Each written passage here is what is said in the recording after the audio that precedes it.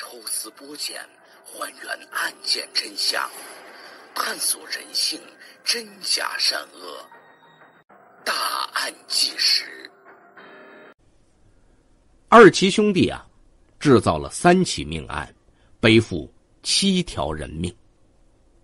第3次作案之后，因为行迹败露，二奇兄弟从四平蒸发，消失了25年。但四平警方从来没有放弃对他们的缉捕。我们从第1起命案说起。第1起命案发生在1989年8月14号深夜12点左右。这一天夜里，23岁的齐志华和21岁的弟弟齐志峰骑着自行车去往母校四平市第一中学的路上。他们的兜里啊，装了2把由齐志华用发令枪改装而成的自制口径手枪，1把刀和1个电钻。他们这一次的目的很简单，杀人抢劫。齐志华毕业于锦州铁道学院，当时在四平车站工作。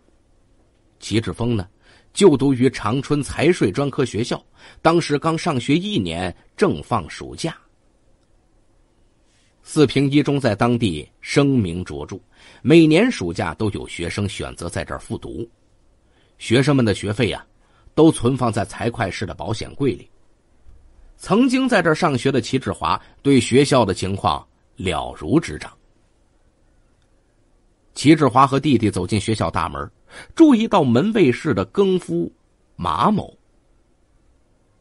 齐志华让弟弟在门口守着，自己进到门卫室，二话没说，抬手一枪就射向了马某。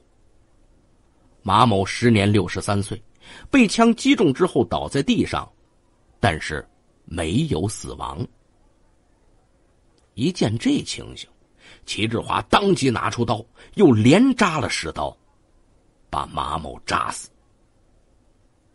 紧接着，二奇兄弟来到财会室，财会室旁边的值班室里有一位值班老师韩某正在睡觉。齐志华举起枪，将睡梦中的韩某一枪杀死。韩某当年才49岁。2个人随后进入财会室，用电钻把保险柜的锁撬开，抢走学校3000元公款、一些国库券、粮票、笔、磁带和计算器。齐志华后来被捕之后回忆第1次作案说，当时拿走笔和计算器是因为弟弟学的专业是金融，平时要用到这些。在案发前1天就准备杀人抢劫了，只是在去学校的路上忘了带电钻插头，就没去。问及杀人抢劫的动机是什么，齐志华的回答简单干脆，就是图财。那个时候的社会，没钱没人你是办不了任何事情的。二奇兄弟中的弟弟齐志峰从小就听哥哥的话。当哥哥在1989年8月13号找他商量去四平一中作案的时候，他反问哥哥，不行，那不是犯罪吗？齐志华说，肯定没事儿。听到哥哥的笃定回答，齐志峰选择服从。齐志峰后来交代，我觉得当时我不去，我哥能把我打死。负责审问二奇的办案人员素涛说，齐志华给我的感觉呀，是一个心机很重、非常谨慎的一个人，并且心理素质很好，全程审问面带微笑。弟弟齐志峰呢，像一个没有主见的人，他非常容易相信别人，尤其是他的哥哥。他既怕他的哥哥，也爱他的哥哥。四平一中发生命案之后，限于当时的刑侦技术，并且现场几乎没有发现有效线索，警方呢一直没有找到突破口。而二奇兄弟像没事人一样，继续着原来的生活。老大齐志华结了婚，老二齐志峰大专毕业之后分配到四平市工商局工作。距离第一次作案3年之后，二奇兄弟又盯上了四平市铁西区仁兴街的一家照相馆。这家照相馆生意不错，每天来照相的人呢络绎不绝。店主姓黄，2个女儿随着他居住在这儿。齐志华呀，从小就爱摄影，这是盯上照相馆的原因。齐志华说，那个时候他们家的照相馆生意火爆，每天去那儿照相的人很多，我觉得他们家一定很有钱。于是齐志华决定再次杀人抢劫，并且呢把这个想法告诉了弟弟齐志峰。齐志峰说，这次呀他想过拒绝，但出于对哥哥的惧怕，他再次选择了妥协。1992年4月3号晚上10点半，携带3把自制口径手枪的兄弟敲响了照相馆的门。听到敲门声，45岁的黄某打开了门锁。和前次作案一样，弟弟在门外把风，哥哥进屋杀人。就在黄某转身进屋拿胶卷的时候，齐志华从口袋中掏出枪，对着黄某的后脑扣动了扳机，黄某当即倒地身亡。随后二奇兄弟都进了屋，一边搜查屋里是否有其他活口，一边对屋里的财物进行搜刮。2人进入一间卧室，发现了黄某的2个女儿，一个当时20岁，一个当时18岁。二奇兄弟2人各持1枪，开枪各杀1人。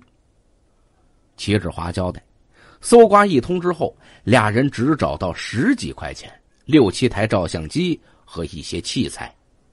由于没有抢到巨款，2个人呢还挺失落，觉得无功而返。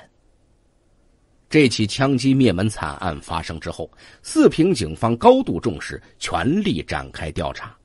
然而同样受限于刑侦技术，案件侦查没有获得大的突破。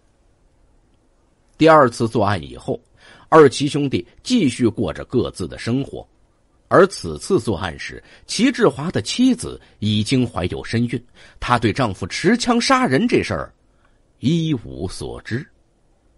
1993年8月3号，二奇兄弟做了第3件案子，也是这个案子暴露了他们兄弟俩。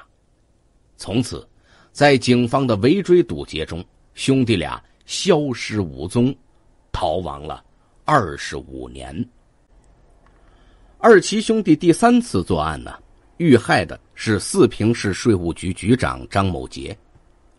当时齐志华呢已经担任四平市车站团委书记，齐志峰仍在四平市工商局上班。此前二奇与张某杰并无交集。1993年8月3号晚上7点的四平，乌云密布，天空中淅淅沥沥的下着小雨。二奇兄弟打着伞来到四平市国税局家属楼，通过询问门卫，他们找到了张某杰家。除了带着2把伞，他们兜里呢还装着3把自制口径枪。张某杰给二奇兄弟开了门，2人一进屋，发现张家人呢有点多。张某杰、他的妻子、大儿媳妇、小儿子和当时1岁多的孙子都在家。齐志华坐在沙发上对张某杰说，张局长，我弟弟财经专科毕业，学习成绩非常的优秀，为人非常实在，想去国税局上班，您看行不行？张某杰说，那不行啊，今年国税局招人的名额满了，你看明年行不行？张某杰刚把话说完，齐志华已经把兜里的枪掏了出来，指着他说，这样吧，你给我们拿1万块钱拿钱可以，不要伤害我们就行。张某杰的妻子随后带着齐志华去里屋拿钱，齐志峰按照哥哥的指挥，用枪控制着张某杰和小儿子他们。齐志华进屋之后，客厅的齐志峰被张某杰和他的小儿子按倒在地。齐志华听到动静，转身回到了客厅，举枪把张某杰父子杀死。利用这个间隙，张某杰的妻子、大儿媳妇和孙子3个人分别逃到了屋外和卫生间，侥幸躲过一劫。二奇兄弟的行迹就此败露，2个人立即决定回家收拾行李，离开四平。回到家后，二奇兄弟先将沾染血迹的衣服和枪支藏匿到角落，在换衣服的过程中被俩人的父亲看到了。他们的父亲问他们发生了什么事儿，俩人没回答，而是对父亲说，如果有人来找我们，就说我们去买摩托车了。说完，2个人带着13000块钱匆忙离去，这一走25年没有回过家。二奇兄弟的家里一共住了6口人，除了二奇兄弟，还有他们的父亲、他们的母亲、齐志华的妻子和未满1岁的孩子。二奇的父母都是农民出身，家里比较贫穷。二奇上学的时候呢，学习都不错，各自考上了当时的专科学校。兄弟俩虽然分别在车站和工商局工作，可当时家里的条件呢，仍然算是普通的。除此之外，二奇还有一个亲姐姐，很早就出嫁了，很少和娘家联系。直到二奇兄弟开始逃亡生涯，一家人才知道二奇兄弟手上背负着数条人命。二奇逃跑之后，他们的父母大病一场。由于齐志华父亲看见带血的衣服和枪支之后，并没有选择报案，事后被以包庇罪判处有期徒刑3年。25年之后，当二奇戴着手铐在警方的押解下再次回到四平时，他们的父亲已经去世多年。他们的母亲一直和他们的姐姐生活在一起，齐志华的第1任妻子带着孩子已经改嫁，下落不明。面对讯问，齐志华回忆，在第3次作案选择找谁下手的时候，兄弟2人在家里边特地列了一个名单，将四平市有钱人的姓名罗列出来。因为张某杰当时不仅是四平市的税务局局长，还是四平市副市长的候选人，于是把他列为目标。杀害张某杰之后，二奇兄弟连夜逃离四平。四平市警方在接到了国税局家属楼保安的报警电话之后，当晚不到8点迅速赶到案发现场。时任四平市公安局副局长居红军介绍说，在案发现场除了尸体和弹孔之外，现场痕迹极少。而张某杰的妻子和儿媳妇只记得是2个身高差不多的男子作案，仅仅能描述出来大概的样貌。四平警方随后在全市范围内进行走访排查，1周之后锁定犯罪嫌疑人是二奇兄弟，并进入到二奇家中进行搜查，在其家发现血衣、枪和子弹等。办案人员在其家的墙壁上还发现练枪留下的弹孔。除此之外，警方在其家还搜出1台照相机和4瓶1中的粮票。最后，经过警方刑侦人员的综合分析，锁定二奇兄弟是4瓶1中照相馆枪杀税务局长3起命案的犯罪嫌疑人。当四平警方宣布3案7死的连环杀人案是兄弟齐志华、齐志峰所为时，所有四平人都记住了这2个名字，从此当地人都以二奇来称呼他们。二奇成了恐怖残忍的代名词。时至今日，仍有很多的四平市民记得，上世纪90年代初，如果小孩不听话，大人们就会说，小心二奇过来把你抓走。听到这话的孩子会立马变乖。但对于四平公安战线的老警察来说，没能抓住二奇是他们的心中之痛。此后在刑侦一线工作的干警都把抓住二奇视为职业生涯的一个重要目标。然而20多年过去，二奇兄弟像是从人间蒸发了一样。二奇兄弟逃亡的第一站呢，就是离四平不远的沈阳。由于在铁路系统工作，齐志华逃亡的时候选择的第一种交通工具是火车。枪杀张某杰当晚，他带着弟弟爬上了开往沈阳的货运列车。列车到达沈阳之后，两人跳车进入市区，转乘客运汽车到达锦州。在锦州待了半天之后，又乘火车到达山东泰安。在泰安待了将近1个月之后，二奇考虑自身的四平口音与当地口音不符，并且环境又杂，不适合长期居住，准备换一个地方躲藏。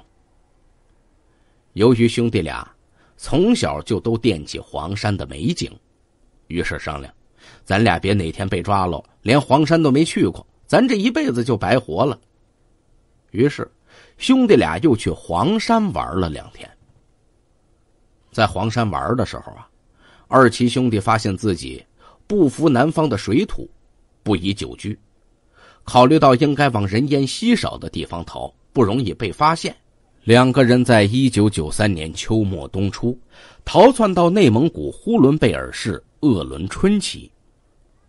逃命的时候，二奇兄弟带着13000块钱，刚到内蒙古，他们就花了1000多块钱买了一套房子，之后以种蒜苗、卖豆腐等手段维持生计。安稳度过3年之后，兄弟二人于1996年在当地落户，改姓更名为秦中华、秦中峰。这之后，两人长期生活在鄂伦春旗的古里乡。定居古里乡生活几年之后啊，地方政府鼓励农民种地，俩人就买了数十亩地，从此他们就以种地为生，生活上也算富裕。齐志峰改名之后叫秦中华，经人介绍，先后又结了4次婚，前3回齐志华都以性格不合、对自身干预过多、不适合过日子为理由离婚了。第4任妻子魏某华对齐志华的过去从不过问，俩人觉得彼此挺合适，共同生活了10多年，直到齐志华被抓。魏某华只知道秦中华和秦中峰这哥俩呀是从河南来的。魏某华的身体呢一直也不太好，患有先天性心脏病，而这个秦中华对他非常照顾。因为身体原因，俩人也从来没有要过孩子。25年之后，当得知自己的丈夫是连环杀人犯之后，魏某华发病住进了医院，并将于近期接受心脏支架手术。齐志峰改名之后叫秦中峰，也在2016年与古里乡当地的一个女人结婚，2017年生子。直到被抓的时候，兄弟二人名下还有300多亩地。齐志华已经52岁了，齐志峰也50岁了。二奇兄弟在内蒙古古里乡生活的20年里，当地人都觉得这2个异乡人呢是热心肠的汉子。种地的时候，谁家要是有事儿，喊人过来搭把手，兄弟俩都会热情帮忙。但是俩人嘴上严实，话特别少，日出而作，日落而息，给二奇兄弟呢也带来了平静的生活。平静到这哥俩呀快要忘记自己背负的7条人命了。在被捕后的审讯中，二奇兄弟回忆说，刚到内蒙古的头些年，他们经常会做噩梦，梦到自己被抓。再过了几年，不再有噩梦了，之前的事儿就像没发生过一样。但是二奇也非常谨慎，在这25年里，俩人几乎是滴酒不沾。在二七兄弟消失的25年里，四平警方并没有因为抓不到他们而懈怠。每年吉林省全省统计整理命案积案时，二七兄弟连环杀人案都是四平警方排在第1位的案件。在1993年追捕二七兄弟没有结果之后，四平市警力加大搜查范围和力度。国内其他城市一旦有关于二七的线索，办案人员都会在第一时间出动。这起案件被上报到公安部。2001年，二七兄弟被列为首批公安部督办网上逃犯。和众多要案的侦破路径相似，二七兄弟连环杀人案的突破口也是户籍照片比对。2018年7月20号，吉林省命案积案100日攻坚行动开始之后，二七兄弟连环杀人案再次被四平市警方纳入工作重点。警方将在逃人员户籍信息和照片输入公安系统中进行比对，最后发现内蒙古籍人员秦中华存在很多的疑点。刑侦专家通过多次的深度研判分析，最终判断秦中华、秦中峰应该是逃犯齐志华、齐志峰。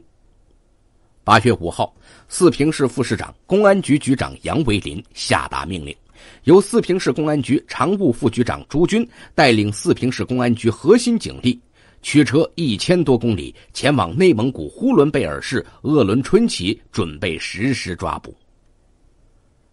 8月5号当天，天气预报上显示鄂伦春旗的正午气温达到了罕见的37度。太阳暴晒之下，路上行人匆匆，田间也鲜有农民耕作。此时的二七兄弟啊，依旧过着每天劳累但充实平静的耕地生活。8月6号，气温突然下降，四平警方办案人员在到达古里乡之前，已经提前与当地警方取得联系。双方见面沟通完毕之后，古里乡派出所所长命令当地的治安员先到二七家附近侦查。侦查发现，兄弟俩正在家门口修理收割机。四平警方收到消息之后，决定马上实施抓捕。下午5点半左右，办案人员驾车来到二七家门口稍远的地方，下车之后，朝着正在修收割机的兄弟俩直接走了过去。叫什么？秦中华。爸妈分别叫什么？不知道。父母现在住在哪儿？都死了。听到这些对话的时候，带队抓捕的铁西区副区长、铁西区公安局长王义民的心里的石头终于落了下来。错不了，秦中华、秦中峰就是制造3起命案、背负7条人命的连环杀人犯齐志华、齐志峰。二七兄弟被戴上手铐，押进车里。王义民回忆说：“我永远忘不了当时抓捕二七的时候，兄弟俩的表情，就像是木了一样，没有任何反抗。”实施抓捕前，王义民经常难以入睡，他不自觉地会想到抓捕二七可能面临的最坏场面，可没有想过二七没有一丝的反抗。逮捕后的二七兄弟被羁押在四平市铁西公安局的看守所内。铁西区公安分局刑警大队教导员素涛介绍，被抓之后，二七兄弟起初不肯承认犯罪事实，无论审讯员如何问，二七都不开口。办案人员取出20多年前3起命案的物证，当着二七兄弟的面一一核对。在得知父亲已经去世之后，齐志峰先开口承认犯案，齐志华随后才认。被审问的时候，齐志华曾经主动问素涛：“你知道我为什么每次作案都这么狠吗？”“因为从我上小学，我就一直被别人打，被别人欺负。要想不被欺负，就只有自己变狠。”齐志华还交代，在2017年的10月，古里乡派出所组织村民集体采集血样样本。我的血液样本被采之后啊，我就预感到今年会被抓。当时想过再次逃跑。那你为什么没有逃跑？一是想着被抓就被抓吧，二是我们哥俩都有了家室，弟弟也有了孩子，不想再跑了。二奇兄弟的案子就讲到这里。天网恢恢，疏而不漏，正义的到来可能有早有晚，但从不会缺席。接下来二奇兄弟面对的将是法律对他们的严惩。